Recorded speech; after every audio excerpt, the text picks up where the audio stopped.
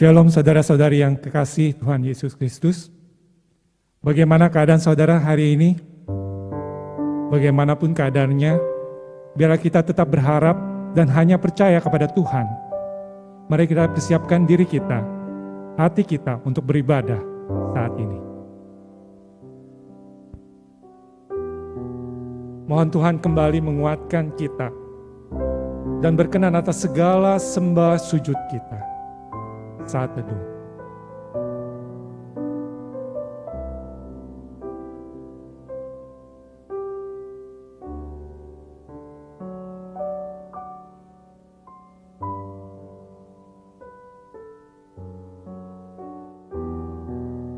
Amin. Silakan bangkit berdiri saudara sekalian, dengarkanlah panggilan ibadah ini.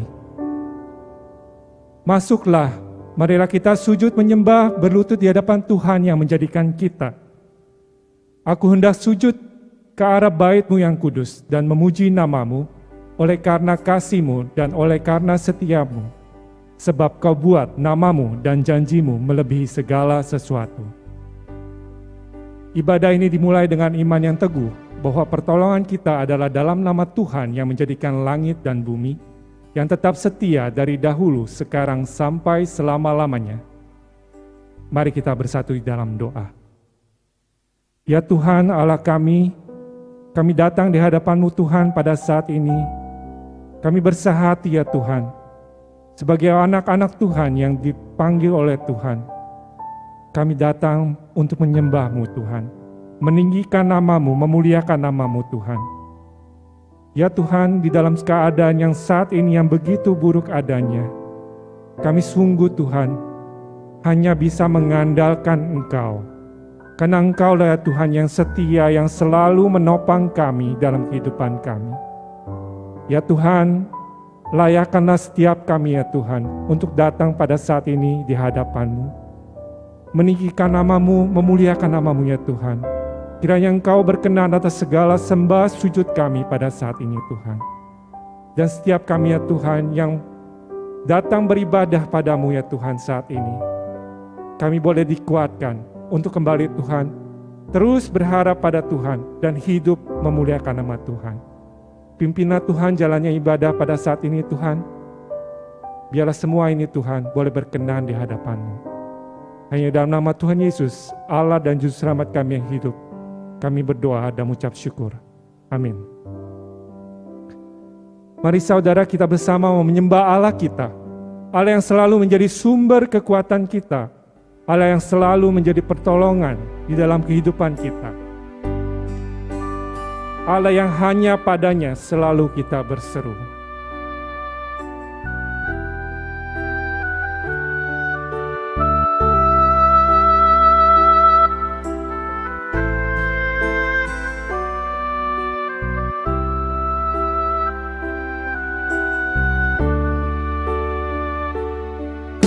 Tuhan, penolong dalam hidupku, ku percaya hanya kepadamu. Kau pegang tanganku dan tuntun langkahku. Yesus, Kau perlindunganku. Kau Tuhan, kekuatan dalam hidupku, penolongku dalam kesesakan. Kau gunung batuku dan pertahananku. Yesus, Kau kemenanganku. Yesus, padamu ku berseru, Kaulah penyelamatku. Terpujilah Kau Tuhanku. Mulutku memuji nama-Mu sepanjang umur hidupku. Terpujilah Kau Tuhanku di atas segalanya. Mari sama-sama saudara seiman kita menyanyikan sembah sujud kita ini di hadapan Tuhan. Kau Tuhan. Tuhan, kekuatan dalam hidupku, penolongku dalam kesesakan. Kau gunung batuku dan pertahananku, Yesus, Kau kemenanganku. Yesus, padamu ku berseru, Kaulah penyelamatku. Terpujilah Kau Tuhanku. Mulutku memuji nama-Mu sepanjang umur hidupku. Terpujilah Kau Tuhanku di atas segalanya. Yesus, padamu ku berseru. Yesus, padamu ku berseru, Kaulah penyelamatku. Terpujilah Kau Tuhanku. Mulutku memuji nama-Mu sepanjang umur hidupku. Terpujilah Kau Tuhanku di atas padanya. Yesus, padamu ku berseru.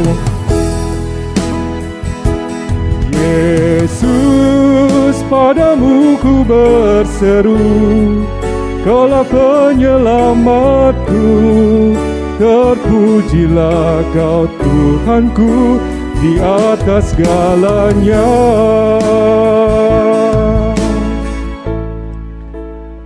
Silakan duduk saudara-saudari. Saudara, seperti cara kita agar kita tidak terjangkit COVID, yaitu dengan menerapkan 5M. Demikian juga agar kita tidak terbelenggu oleh dosa kita juga harus melakukan 5M. Yaitu mengoreksi diri kita, mengakui pelanggaran kita, menjauhi dosa, dan memiliki hubungan yang erat dengan Tuhan. Yang terakhir, yaitu memuliakan Tuhan di dalam kehidupan kita. Saudara, pada saat ini mari kita mengakui segala pelanggaran dan dosa yang kita lakukan di hadapan Tuhan. Mohon Tuhan mengampuni segala kesalahan kita, agar kita dimampukan untuk kembali hidup mengabdi hanya bagi kemuliaan-Nya.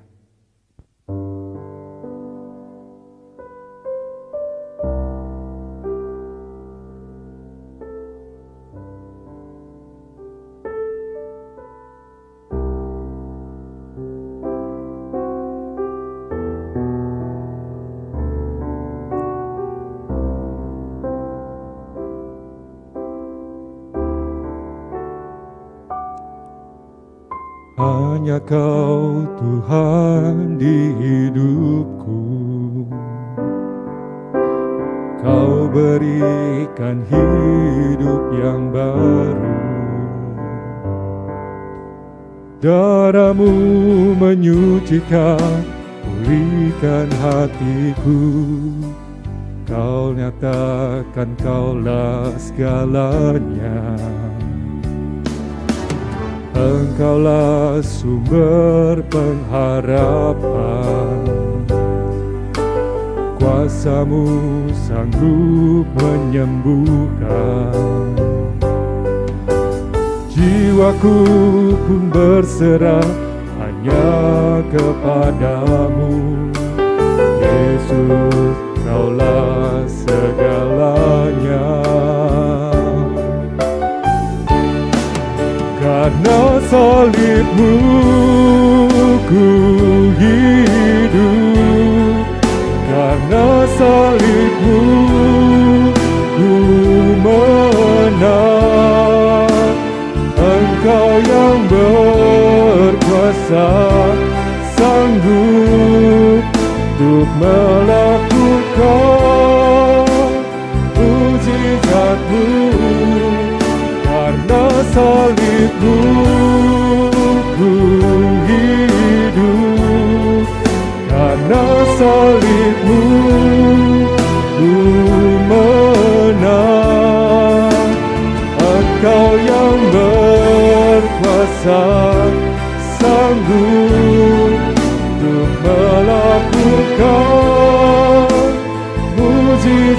salib-Mu di hidupku. Saudara, sama-sama kita mengakui ada Tuhan yang ada sumber pengharapan kita. Engkaulah sumber pengharapan, kuasa-Mu sanggup menyembuhkan. Jiwaku pun berserah hanya kepadamu, Yesus, Kaulah segalanya. Karena salib-Mu ku hidup, karena salib-Mu ku menang. Engkau yang berkuasa, sanggup untuk melakukan mujizat-Mu. Karena salib-Mu ku hidup, karena salib-Mu ku menang. Engkau yang berkuasa, sanggup untuk melakukan mujizat-Mu di hidupku.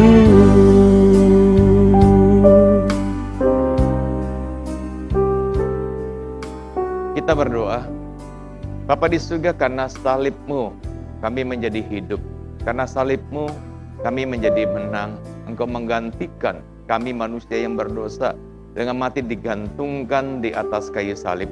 Namun demikian, sejak kami percaya kepada Engkau Tuhan, atau khususnya dalam 1 pekan ini Tuhan, ada banyak perkara dosa yang kami lakukan yang melukai hati Tuhan dan sesama kami. Oleh karena itu Tuhan, kami datang dengan hati yang hancur. Kami mengakui pelanggaran kami, dosa kami, sucikan kami, kuduskan kami sekali lagi sehingga kami layak menyembah, beribadah kepada Engkau. Dan biarlah sekali lagi Tuhan, kami ingat kami punya Allah yang suci, Allah yang kudus. Biarlah kami juga menuntut hidup yang suci, yang kudus di hadapan Engkau. Inilah doa pengakuan dosa kami yang kami naikkan demi nama Tuhan kami Yesus, kami sudah berdoa. Amin. Engkau telah mengampuni kesalahan umat-Mu, telah menutupi segala dosa mereka. Silakan bangkit berdiri saudara sekalian, dengarkanlah berita anugerah ini. Selamatkanlah kami ya Tuhan Allah kami, dan kumpulkanlah kami dari antara bangsa-bangsa, supaya kami bersyukur kepada nama-Mu yang kudus, dan bermegah dalam puji-pujian kepadamu. Bersyukurlah kepada Allah segala Allah, bahwasanya untuk selama-lamanya kasih setianya. Mari saudara, kita mau selalu bersyukur karena kita memiliki Allah yang setia, yang selalu setia menopang hidup kita. Ku mau selalu bersyukur.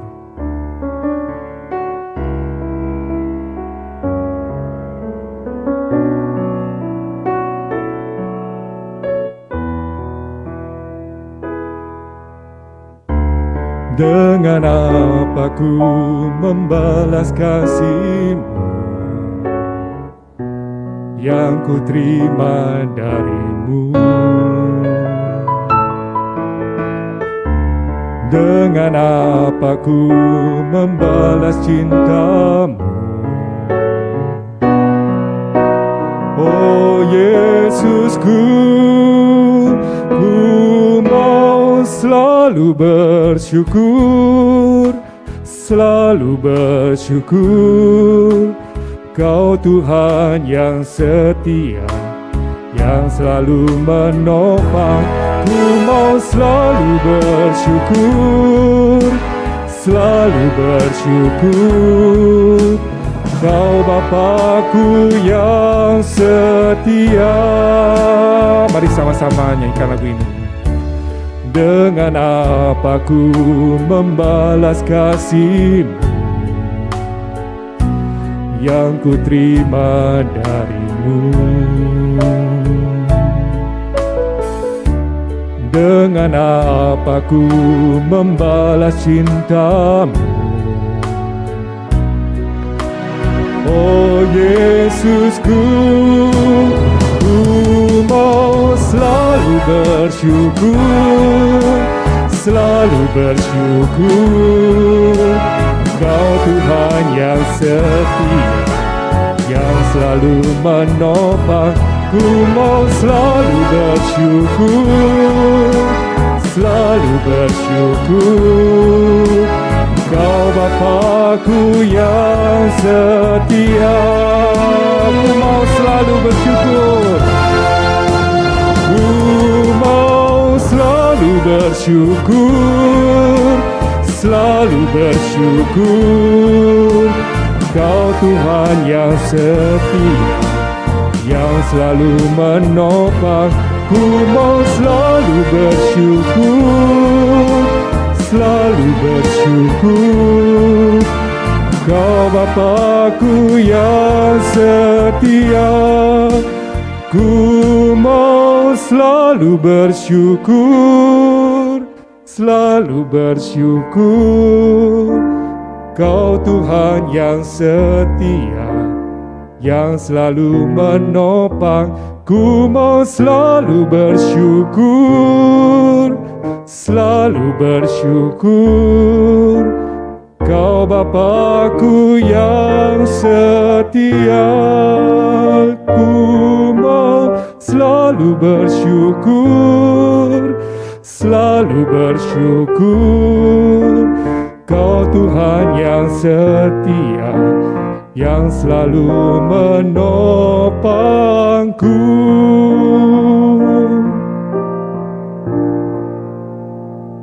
Silakan duduk kembali saudara. Mari kita persiapkan hati kita untuk membuka hati kita untuk mendengarkan firman Tuhan. Saudara, karena Allah Bapa kita setia adanya, Dia tidak pernah meninggalkan kita yang adalah miliknya. Biarlah menjadi kerinduan kita untuk menjadi seperti Allah Bapa kita, Tuhan kita yang penuh kasih, dengan setia dan tulus memancarkannya. Aku mau jadi sepertimu.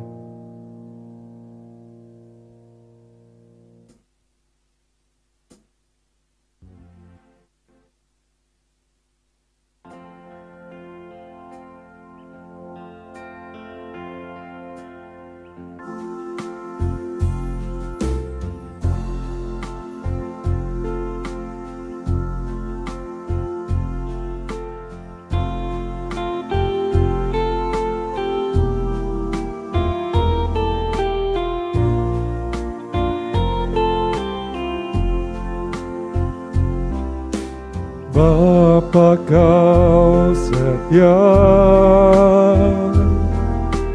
takkan meninggalkan, dan ku percaya Engkau milikku dan ku milikmu.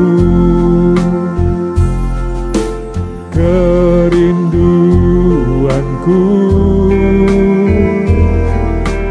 tinggikan namamu, karena ku tahu Engkau dalamku dan ku dalammu. Ubah hatiku seperti hatimu, setulus salibmu, kasihmu Tuhan. Biar mataku seperti matamu, pancarkan kasihmu. Ku mau jadi sepertimu. Bapa Kau setia, takkan meninggalkan.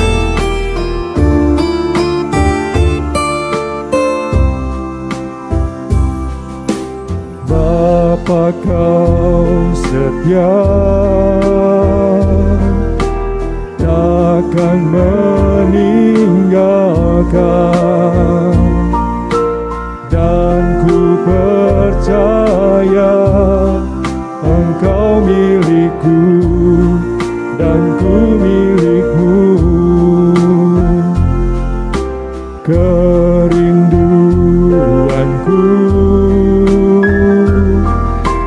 tinggikan namamu,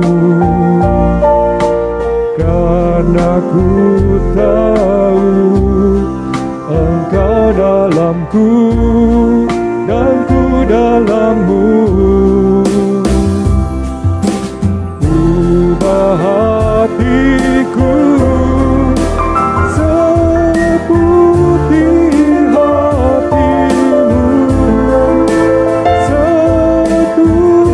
hatimu, setulus salibmu, kasihmu Tuhan. Biar mataku seperti matamu, pancarkan kasihmu. Ku mau jadi sepertimu. Rubah hatiku seputih hatimu, setulus salibmu. Ubah hatiku seputih hatimu, setulus salibmu, kasihmu Tuhan.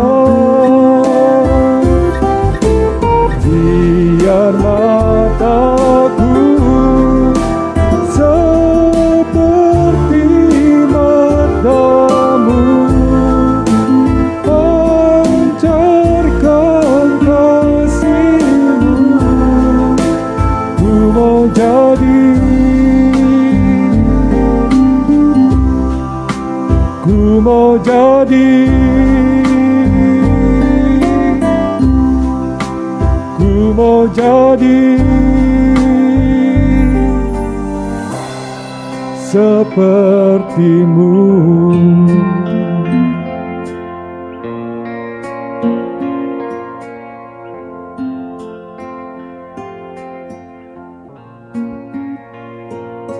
Baik, selamat pagi Bapak Ibu, saudara-saudara yang saya kasihi.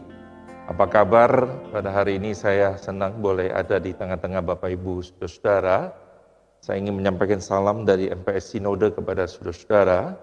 Demikian juga jemaat yang saya gembalakan, GKBJ Kelapa Gading, kepada saudara-saudara dimanapun engkau berada, pada jemaat GKBJ Samanhudi yang mengikuti ibadah pada hari ini. Saudara-saudara, hari ini saya diberikan satu tema tentang essential character, bicara tentang karakter yang mendasar. Dan kita akan membaca dari Efesus pasal 4 ayat 1 sampai dengan yang kedua. Tapi kita bersama-sama kita berdoa minta pimpinan Tuhan sebelum kita bersama-sama membaca dan merenungkan kebenaran firman Tuhan ini.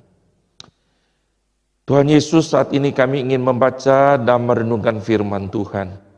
Berbicara kepada kami melalui hamba-Mu di tengah segala keterbatasannya. Kami berdoa kiranya Tuhan Allah Roh Kudus menerjemahkan firman-Mu dalam bahasa yang dapat dimengerti oleh setiap kami. Dan Tuhan mampukan kami Tuhan untuk boleh mengerti dan melakukannya. Kami mohon anugerah dan pertolongan Tuhan. Kami berdoa saran yang kami pakai pada hari ini Tuhan untuk boleh memampukan kami, untuk boleh berjumpa dengan kebenaran Tuhan yang mengubah hidup kami. Dengar doa kami, dalam nama Tuhan Yesus kami berdoa dan mengucap syukur. Amin. Sudah, mari kita buka Efesus 4 ayat 1 sampai dengan yang kedua.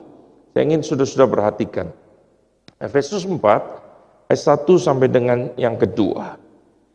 Sebab itu aku menasihatkan kamu, aku orang yang dipenjarakan karena Tuhan, supaya hidupmu sebagai orang-orang yang telah dipanggil berpadanan dengan panggilan itu. Hendaklah kamu selalu rendah hati, lemah lembut dan sabar.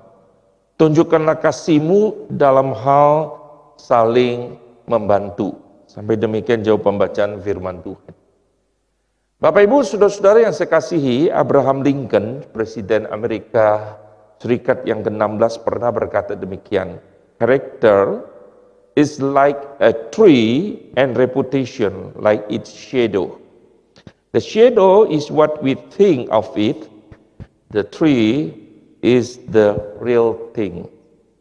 Karakter itu seperti pohon dan reputasi itu seperti bayangan. Bayangan adalah apa yang kita pikirkan tentangnya.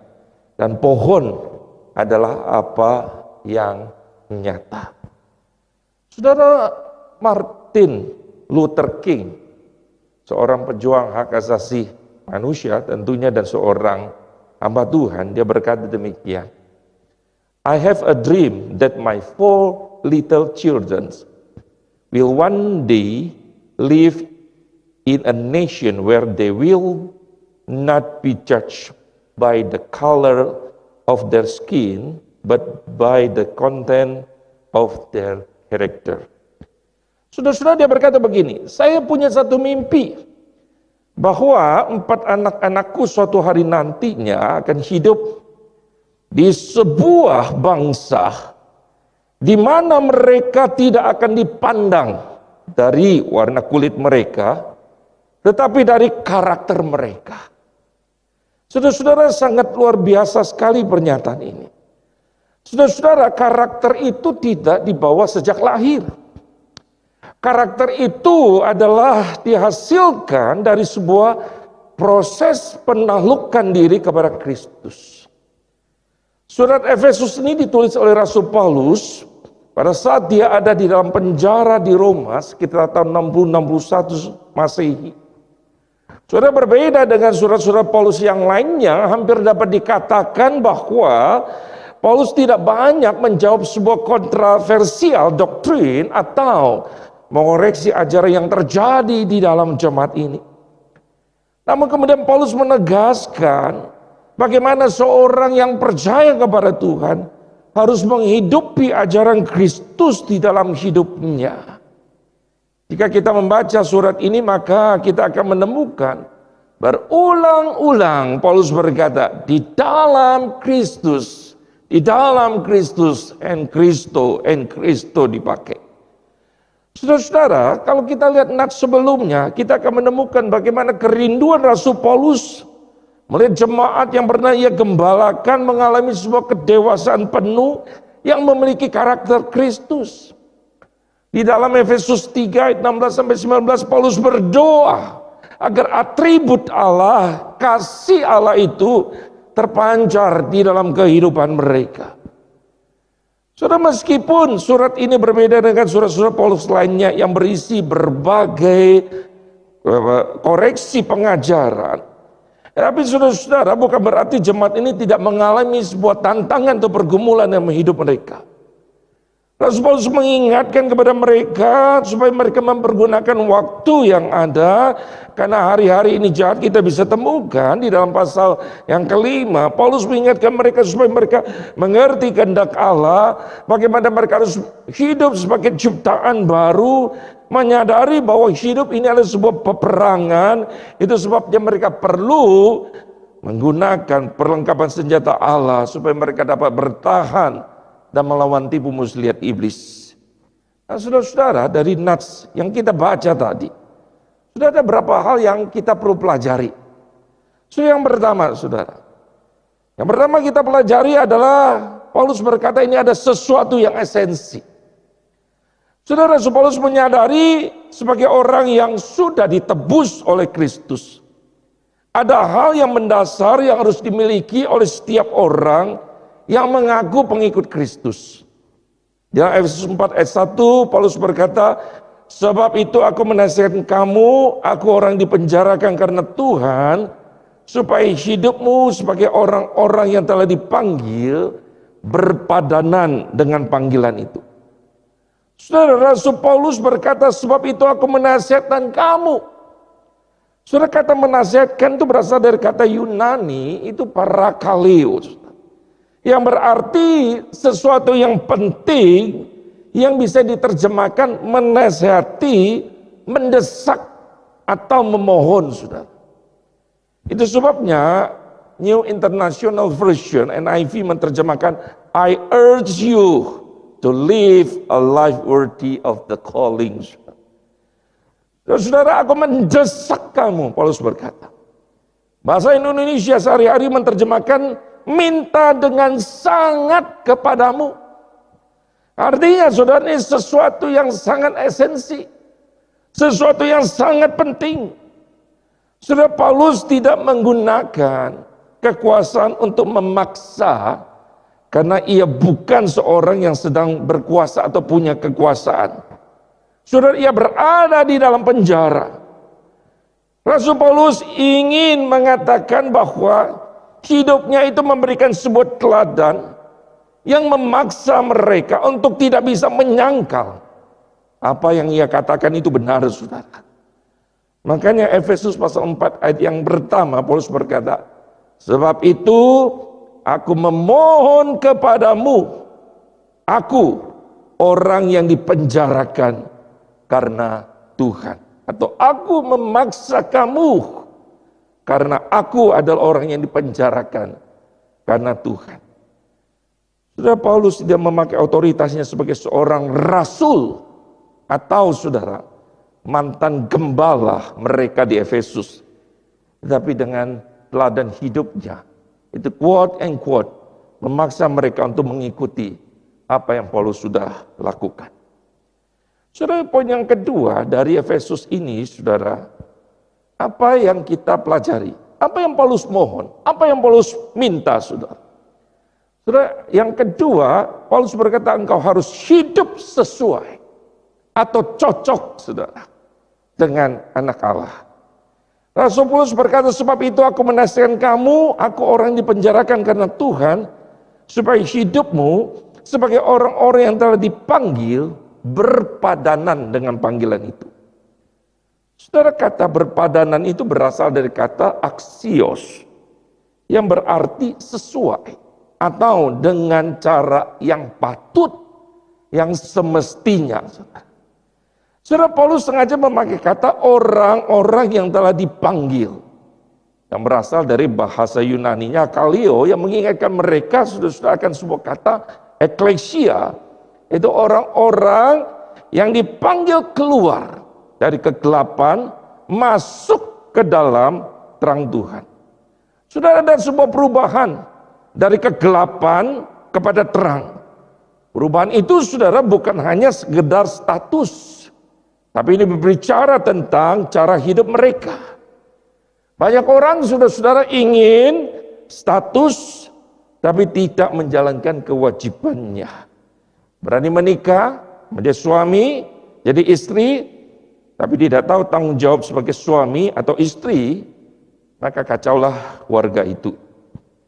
Saudara, Rasul Paulus mengingatkan jemaat di Efesus agar mereka hidup sesuai atau cocok dengan anak kerajaan Allah. Karakter yang dibangun dari pengenalan akan identitas mereka sebagai anak kerajaan. Sudah memahami siapa diri kita, sebenarnya itu akan membentuk karakter kita itu seperti apa. Saudara, Paulus mengingatkan kita bahwa kita ini anak kerajaan terang, yang hidup harusnya sesuai atau cocok dengan kerajaan terang, saudara, anak-anak kerajaan terang. Kesesuaian itu terlihat dari beberapa karakter yang disebutkan Rasul Paulus dalam ayat-ayat selanjutnya. Saudara, kita akan membahas di dalam kali ini ayat yang kedua saja. Saudara, jika kita membaca terjemahan Lembaga Alkitab Indonesia, seakan-akan ayat yang kedua ini dimulai dengan sebuah kalimat baru dan dengan sebuah kalimat perintah, karena dikatakan hendaklah. Padahal, saudara, di dalam bahasa Yunaninya, ayat yang kedua ini ada sebuah kelanjutan dari ayat yang pertama. Saudara-saudara, itu tidak dimulai dengan sebuah kalimat perintah, Saudara-saudara, Paulus berkata bahwa hidup kita harus sesuai, harus cocok dengan panggilan kita. Hidup sebagai anak-anak kerajaan Allah itu ditunjukkan dengan saudara. Jadi ya, ditunjukkan dengan saudara, bukan hendaklah tapi dengan. Saudara, dengan apa? Yang pertama saudara, rendah hati. Engkau lihat cocok gak? Engkau rendah hati tidak? Saudara, rendah hati itu bukan masalah casing, tapi isi saudara. Orang seringkali terjebak pada casingnya. Gaya bicaranya, intonasinya, tampilannya saudara. Tapi itu bukan ukuran. Appearance can be deceiving saudara. Penampilan itu bisa menipu. Saudara, Tuhan ingatkan Nabi Samuel dalam 1 Samuel 16 ayat 7, manusia melihat apa yang di depan mata, tetapi Tuhan melihat hati. Sangat menarik, kata kerendahan hati ini dipakai juga oleh Rasul Paulus menggambarkan karakter Kristus dalam Filipi pasal 2 ayat yang ketiga. Dengan tidak mencari kepentingan sendiri atau puji-pujian yang sia-sia. Sebaliknya hendaklah dengan rendah hati seorang menganggap yang lain lebih utama daripada dirinya sendiri. Sudah, saya senang dengan penjelasan bahwa kerendahan hati itu adalah sebuah tindakan membuat diri kita itu tidak ada efeknya. Jadi kerendahan hati digambarkan, diterjemahkan sebagai make no effect, saudara. Saudara, kecenderungan manusia yang sudah jatuh dalam dosa adalah bagaimana memunculkan diri kita, lalu kemudian meniadakan orang lain. Saudara, peristiwa saling menyalahkan di Taman Eden menunjukkan kepada kita karakter manusia sesungguhnya ketika dosa itu masuk dalam kehidupan manusia. Saudara, mengapa mereka saling menyalahkan? Bahkan Allah itu disalahkan. Karena saudara, mereka ingin membenarkan dirinya, ingin melempar kesalahannya kepada orang lain. Tidak ada kata menganggap yang lain lebih utama daripada dirinya sendiri. Saudara, orang yang ingin mengambil kredit, bahkan mengambil kredit dari orang lain, maka dapat dipastikan bahwa orang itu tentu tidak rendah hati. Saudara, perjalanan hidup kita ada sebuah pertandingan dalam arena yang Allah siapkan. Tapi perlombaan itu bukan antara saya dengan sesama orang percaya. Tetapi saudara, pertandingan sesungguhnya antara saya dengan diri saya sendiri, saudara. Saudara, apakah sungguh-sungguh kita bisa menaklukkan diri kita kepada Tuhan? Saudara, sangat menarik kalau kita perhatikan ayat ini. Rasul Paulus ingin mengatakan bahwa kerendahan hati tidak tersegmentasi. Artinya saudara, ada area-area yang kita bisa rendah hati, atau kerendahan hati itu ditunjukkan kepada orang-orang tertentu. Tidak.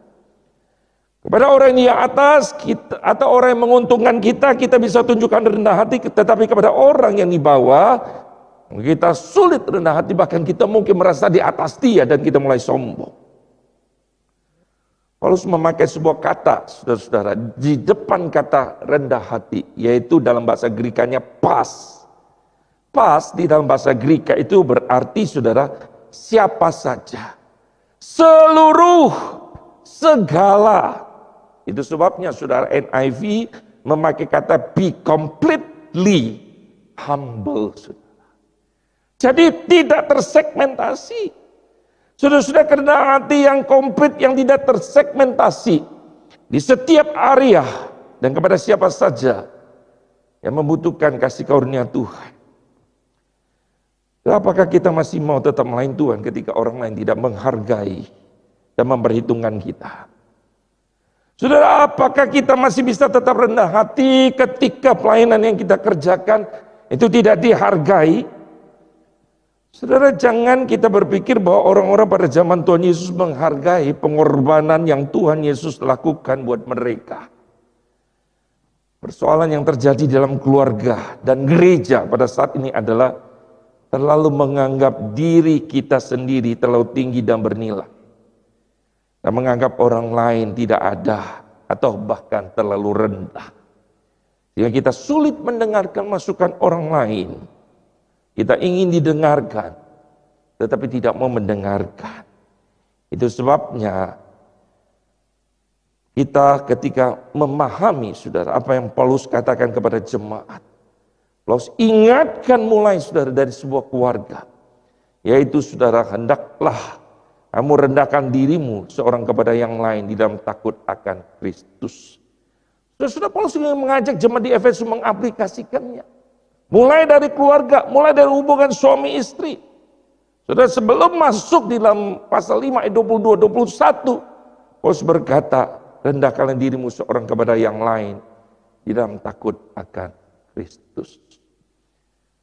Saudara, yang kedua, karakter itu sudah ditunjukkan dengan rendah hati, tapi kelemah lembutan. Sudah di dalam khotbah di bukit, Tuhan Yesus berkata, berbahagialah orang yang lemah lembut karena mereka akan memiliki bumi.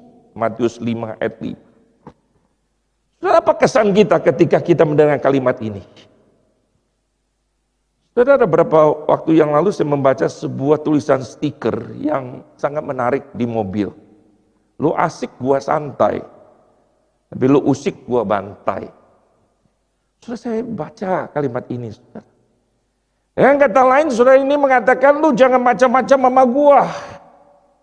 Aku ini bukan orang yang lemah, Bung. Saudara, dalam konsep dunia, kelemahan jangan pernah ditunjukkan, karena pada saat engkau menunjukkan kelemahan mengakuinya, maka habislah engkau. Namun Yesus mengajarkan sebuah prinsip yang berbeda dengan nilai dalam dunia ini. Saudara, lemah lembut tidak sama tentu dengan lemah gemulai tidak berdaya. Tuhan Yesus menginginkan muridnya lembek, lemah, gampang menyerah. Paulus berkata di dalam 2 Timotius 1 ayat 7 bahwa Allah tidak memberikan kepada kita roh ketakutan kepada kita, tetapi roh yang membangkitkan kekuatan, saudara.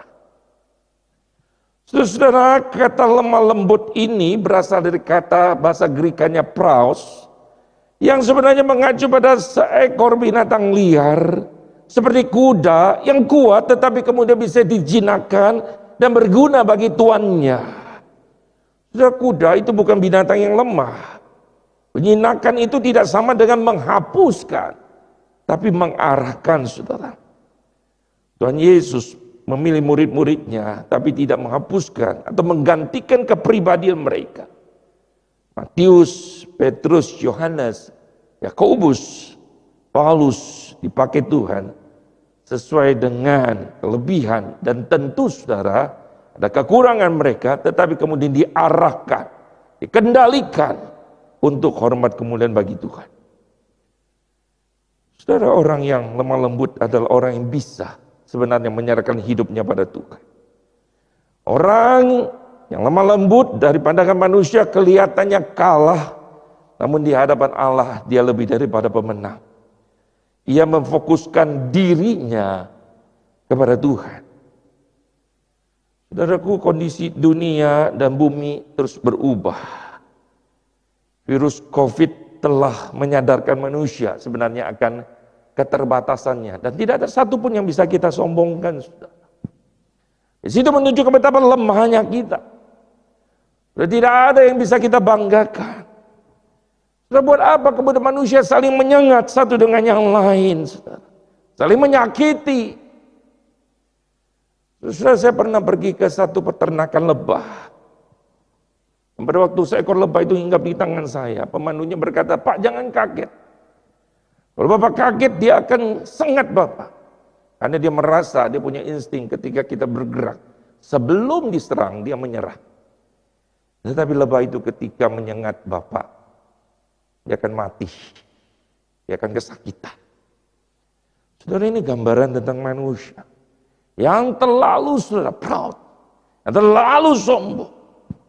Dia itu mengatakan bahwa sesungguhnya karakter kerajaan Allah yang sesuai itu adalah betul-betul kerendahan hati, kelemah lembutan, saudara. Martin Lloyd Jones berkata, salah satu tokoh yang lemah lembut adalah Abraham. Dan ini terlihat dalam Kejadian 13. Bagaimana Abraham dengan lemah lembut bertindak terhadap keponakannya Lot. Sudah tidak mudah. Abraham semestinya sebagai seorang yang lebih senior, dia bisa menggunakan keseniorannya. Tapi sekali lagi orang yang lemah lembut, dia tahu, dia mengerti kehendak Allah. Saudara, yang ketiga, kita bicara tentang kesabaran. Saudara-saudara, apakah hidup kita sudah cocok diukur dengan apakah kita memiliki kerendahan hati, lemah lembutan? Dan yang ketiga ini Paulus berkata kesabaran. Saudara, kata sabar dalam bahasa Yunani adalah satu dari kata makrotumia.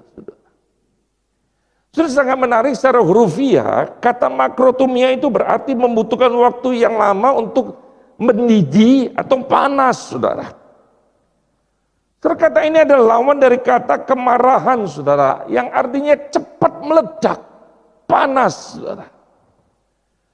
Saudara, ketika persembahan Kain tidak diterima oleh Tuhan, dalam Kejadian pasal 4 ayat yang kelima dikatakan begini, tetapi Kain dan korban persembahannya tidak diindahkannya, nya itu Tuhan.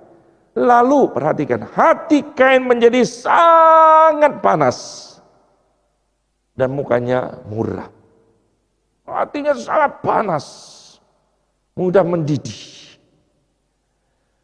Sudah banyak masalah yang muncul dalam hidup kita karena kita tidak sabar. Kita tidak rela menunggu. Kita mudah terprovokasi dan tidak tenang membaca dan mengerti persoalan yang muncul. Kesabaran itu adalah wujud nyata dari kasih. Dalam 1 Korintus 13:4 dikatakan kasih itu sabar. Salah satu ukuran kasih itu terlihat dari seberapa lamanya bertahannya kita sabar. Kasih seorang bapak kepada anaknya yang terhilang, prodigal son, ditunjukkan, saudara, dengan seberapa lama bapak itu sabar menunggu anaknya pulang. Saya yakin saudara-saudara ini bukan 1 hari, 2 hari, 1 bulan, tetapi sangat lama sekali. Saudara, seringkali kita tidak mengalami berkat Tuhan secara maksimal karena kita kurang sabar menantikan Ia bekerja dalam hidup kita. Kita seringkali ingin mengambil kendali yang sebenarnya kita tidak pernah bisa kendalikan. Relasi kita dengan sesama menjadi rusak karena kita tidak sabar, saudara. Amsal 15:18 memperingati kita bahwa si pemarah membangkitkan pertengkaran, tapi orang sabar itu memadamkan perbantahan. Seringkali Allah mengirim orang-orang di sekitar kita untuk memoles kesabaran kita. Baru-barusan ini ada rekan yang sharing. Kalau dia tiba-tiba dikasih satu berkat khusus, dia katakan, ya dikirimin sama mertua cukup rewel ke rumahnya karena kasus COVID di Jakarta, sehingga keluarganya mengirim mertuanya itu ke tempat dia yang ada di daerah Jawa Tengah. Sudah dia berkata, dia harus belajar lagi, masuk lagi di dalam kelas kesabaran. Karena tidak mudah menghadapi mertua yang sudah mulai maaf pikun dan suka salah mengingat. Saudara, Paulus tidak berhenti dengan kalimat dengan kesabaran. Tapi kemudian melanjutkan dengan sebuah kalimat, yaitu tunjukkanlah kasihmu dalam saling membantu. Sebenarnya saudara-saudara harus diterjemahkan, bersabarlah satu sama lain di dalam kasih. Jadi bersabarlah satu sama lain di dalam kasih. Saudara, saya lagi berpikir ayat ini ingin mengatakan bahwa begini, kasih itu adalah sebuah rem kehidupan bagi kita untuk melakukan perbuatan yang sia-sia, saudara. Jika kita mengasihi sebagaimana Tuhan mengasihi dia, maka kesabaran otomatis akan muncul dalam hidup kita. Maka kemudian saudara, kita akan melihat dari perspektif yang lain. Saudara, kita tidak mudah mendidih di Tidak mudah terbakar, saudara. Karena sekali lagi kita melihat dari perspektif yang lain. Kita tahu ini ada sebuah kesempatan yang Tuhan berikan kepada kita untuk memoles kehidupan kita. Supaya kita semakin serupa dengan Kristus. Saya berdoa pada hari ini. Kiranya Tuhan menolong kita. Mulai satu perenungan yang singkat di dalam Efesus pasal 4. Ayat 1 yang kedua. Kita diajar hari ini. Berani jujur terbuka. Untuk mengevaluasi hidup kita. Apakah hidup kita itu sudah cocok. Sesuai dengan panggilan kita sebagai orang percaya. Mari kita tundukkan kepala kita berdoa.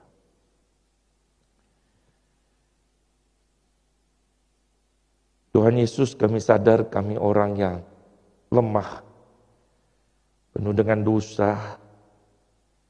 Kami selalu kadang ingin mencari kredit untuk diri kami masing-masing. Tuhan ampuni kalau hidup kami tidak sesuai dengan karakter anak-anak kerajaan Allah. Hari ini melalui kebenaran firman Tuhan kami diajar, kami diingatkan. Kau berani terbuka dan mengevaluasi hidup kami. Tuhan, kami ingin berdoa untuk jemaat-Mu di tempat ini. Terus siapapun yang ikut ibadah pada hari ini, mereka boleh mendapatkan anugerah kasih karunia Tuhan. Kebenaran Tuhan, Tuhan sudah meteraikan, boleh memampukan mereka untuk hidup, memuliakan Tuhan.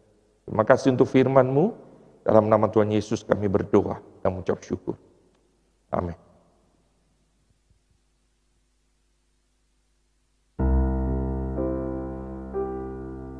Silakan bangkit berdiri, saudara. Kita akan memasuki saat memberikan persembahan. Persembahan dapat dilakukan dengan mentransfer ke rekening atau melalui barcode yang tertera pada layar. Ayat persembahan diambil dari Roma 12 ayat 1. Karena itu saudara-saudara, demi kemurahan Allah, aku menasihatkan kamu supaya kamu mempersembahkan tubuhmu sebagai persembahan yang hidup, yang kudus dan yang berkenan kepada Allah. Itu adalah ibadahmu yang sejati.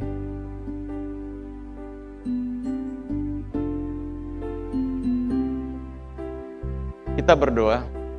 Bapa di surga, kami bersyukur untuk kesempatan datang memuji menyembah kepada Engkau. Biarlah pujian pengagungan kami menyenangkan hati Tuhan. Kami juga bersyukur memiliki kesempatan untuk memberikan persembahan melalui materi kami. Kami tahu Tuhan di tengah situasi yang tidak mudah, ada yang dikurangi gajinya, usahanya juga mengalami banyak tantangan dan rintangan, dan bahkan ada juga banyak yang kehilangan pekerjaannya. Tapi kalau Engkau masih melibatkan kami dalam pekerjaan Tuhan di gerejamu maupun di tempat yang lain, kami naikkan puji dan syukur. Biar setiap kami bisa memberikan dengan penuh sukacita dan penuh kerelaan. Dan mereka yang bergumul Tuhan, Kau juga hadir menolong, membantu mereka sehingga pada suatu kesempatan mereka juga kembali bisa memberikan persembahan. Inilah doa syukur kami Bapa, yang sungguh kami naikkan, kami panjatkan. Demi nama Tuhan kami Yesus kami sudah berdoa. Amin.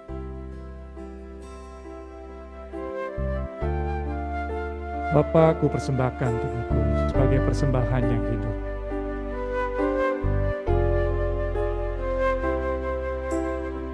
Bapa, ku persembahkan tubuhku sebagai persembahan yang hidup, kudus dan yang berkenan padamu, sebagai ibadah yang sejati. Bapa, ku persembahkan tubuhku. Bapa, ku persembahkan tubuhku sebagai persembahan yang hidup, kudus dan yang berkenan padamu, sebagai ibadah yang sejati. Ku sembahkan Tuhan, ku sembahkan Tuhan, ku serahkan hidupku kepadamu untuk kemuliaan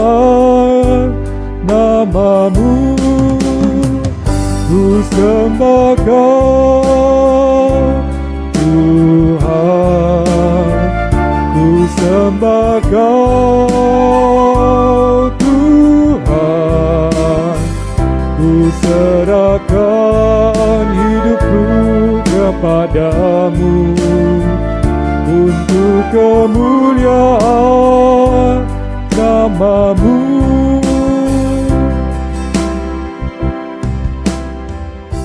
Saudara, mari saat ini kita bersama-sama bersatu di dalam doa. Mari kita bersama kita mendoakan untuk COVID yang sampai saat ini masih terus banyak orang yang terjangkit, bahkan banyak korban. Kita berdoa mohon campur tangan Tuhan di dalam penanganannya.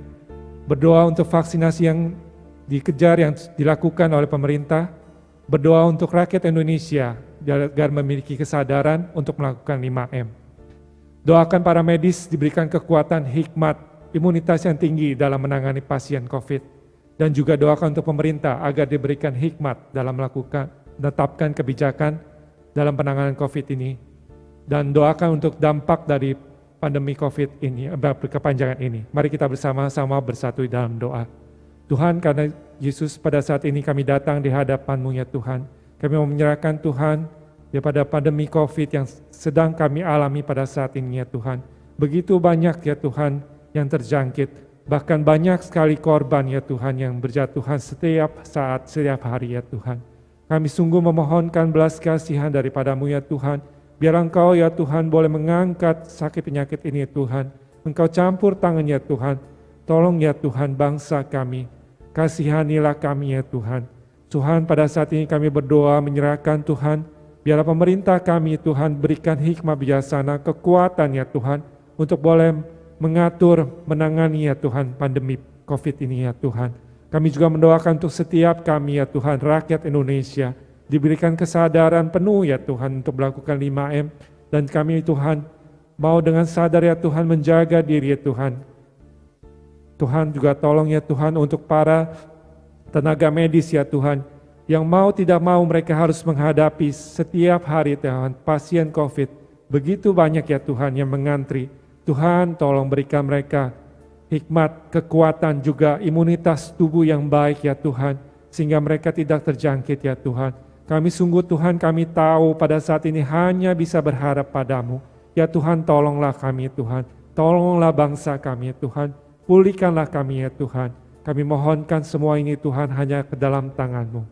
Kami juga menyerahkan Tuhan dari dampak pandemi COVID yang berkepanjangan ini Tuhan. Begitu banyak ya kesulitan yang kami alami ya Tuhan. Tuhan kami mohonkan Tuhan, tangan pengasihan-Mu Tuhan, yang boleh menopang kami, menolong kami, membangkitkan kami kembali ya Tuhan. Dengarkanlah doa kami ini. Hanya nama Tuhan Yesus Allah dan Juru Selamat kami yang hidup kami berdoa. Amin.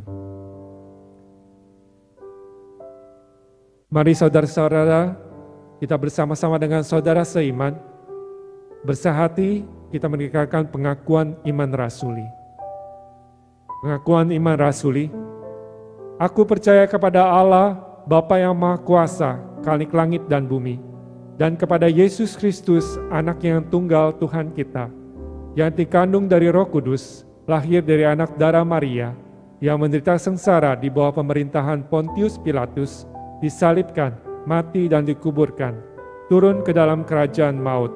Pada hari yang ketiga bangkit pula dari antara orang mati, naik ke surga, duduk di sebelah kanan Allah, Bapa yang Maha Kuasa, dan dari sana Ia akan datang untuk menghakimi orang yang hidup dan yang mati. Aku percaya pada Roh Kudus, gereja yang kudus dan am, persekutuan orang kudus, pengampunan dosa, kebangkitan tubuh, dan hidup yang kekal. Amin. Mari bersama-sama kita kembali mengembalikan segala puji, hormat dan syukur kita kepada Allah Bapa, Allah Anak dan Allah Roh Kudus. Sebab segala sesuatu adalah dari Dia dan oleh Dia dan kepada Dia. Bagi Dialah kemuliaan sampai selama-lamanya. Doksologi.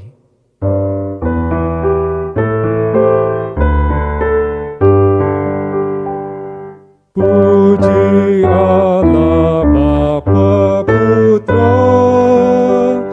puji Allah Roh Kudus, ketiganya yang esa.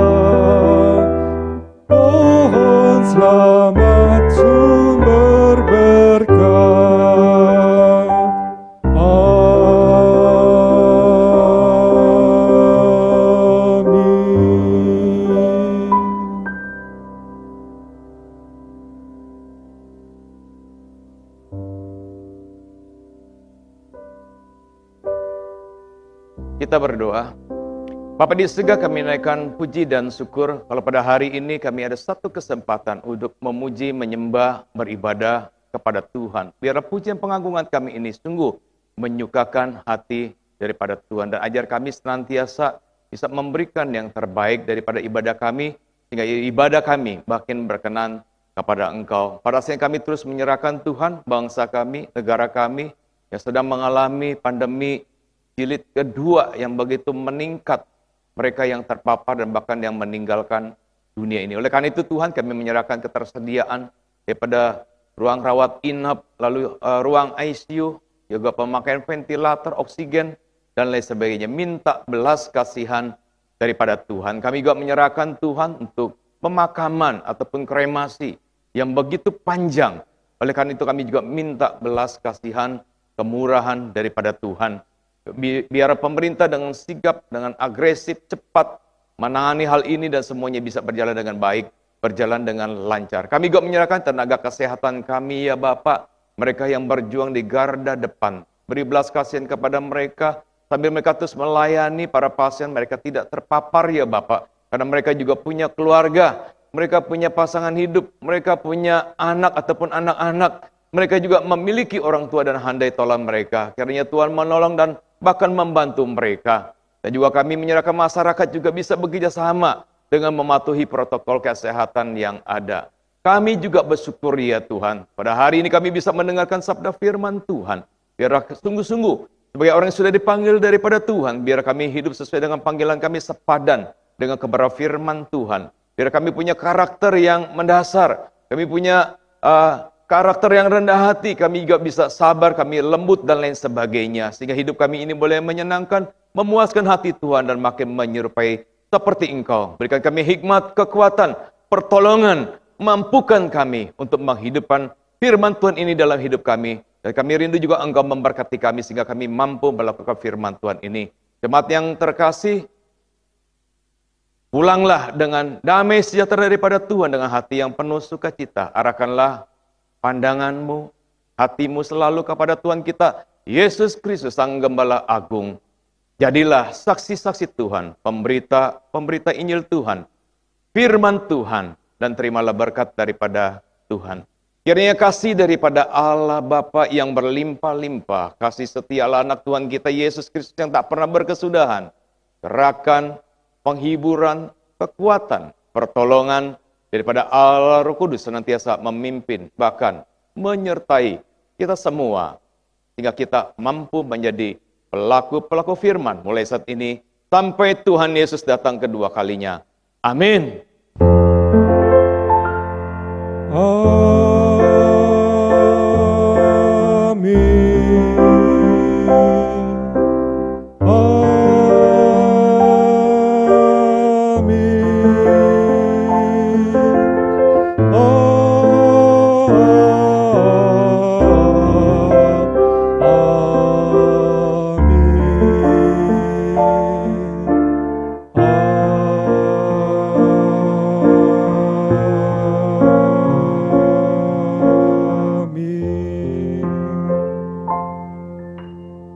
Silakan duduk saudara sekalian.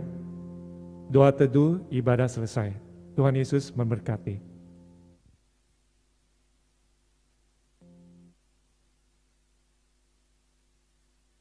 Shalom Bapak Ibu Saudara sekalian, minta waktunya sejenak karena kita akan menyimak info keluarga. Yang pertama, terima kasih untuk Pendeta Randy yang sudah menyampaikan firman Tuhan pada hari ini.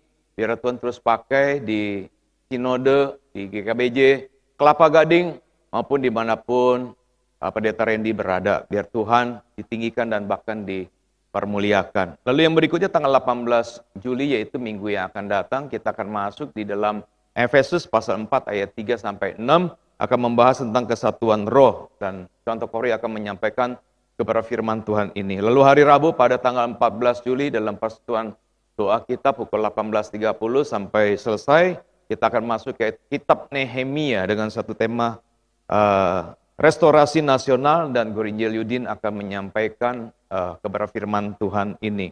Lalu APK akan dimulai pada tanggal 1 Agustus, jadi Bapak Ibu Saudara sekalian yang ingin dibaptis pada bulan Desember bisa mendaftar diri kepada pengurus, kepada majelis, ataupun kepada hamba Tuhan. Lalu ada berita duka cita. Ini ada 3 berita duka cita. Telah berpulang ke rumah Bapa di surga. Yang pertama, almarhumah Ibu Chi Chun Yung dalam usia 82 tahun pada hari Minggu tanggal 4 Juli.